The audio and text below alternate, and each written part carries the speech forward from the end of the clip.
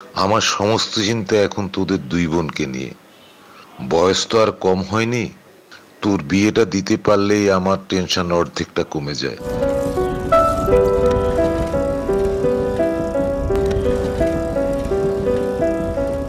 দেখ মা, তোর বয়স হয়েছে ঠিকই, কিন্তু পৃথিবীটা তুই আমার চেয়ে বেশি চিনিস না। জীবনে অর্থ, সম্মান, সিকিউরিটির দরকার আছে। তুমি হঠাৎ আমাকে এই সমস্ত কথা বলছো যে? না, এমনি। আমার সমস্ত চিন্তা এখন তোদের দুই বোনকে নিয়ে।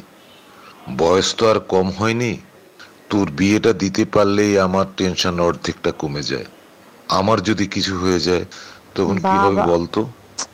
এত টেনশন করো না তো, যা হবে ভালোই হবে। আচ্ছা মা, নাফিসকে তোর কেমন লাগে? ভালো, একটু বোকা বোকা লাগে। আমারও তাই মনে হয়, তবে ছেলেটা ভালো।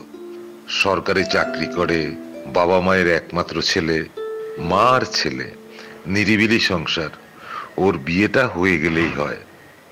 ওরা অবশ্য চায় পরিচিত জনদের মাঝে ওর বিয়েটা হোক। তুমি হঠাৎ আমাকে এই সমস্ত কথা কেন বলছো বাবা? তুমি তো আমার ব্যাপারটা জানো। তারপরেও ওর কখন কি হবে তার জন্য তুই অপেক্ষায় বসে থাকবি? দেখ মা, সময় থেমে থাকে না। সময়ের কাজ ঠিক সময়ে করতে হয়, বুঝেছিস?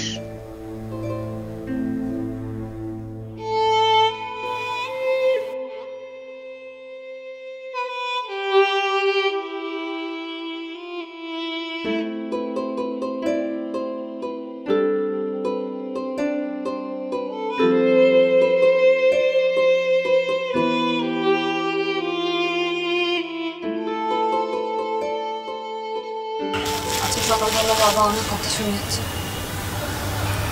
তুমি একটু চেষ্টা করো না প্লিজ। কি মনে হচ্ছে তোমার যে আমি চেষ্টা করছি না? সরি, আমি আসলে এভাবে বলতে চাই না।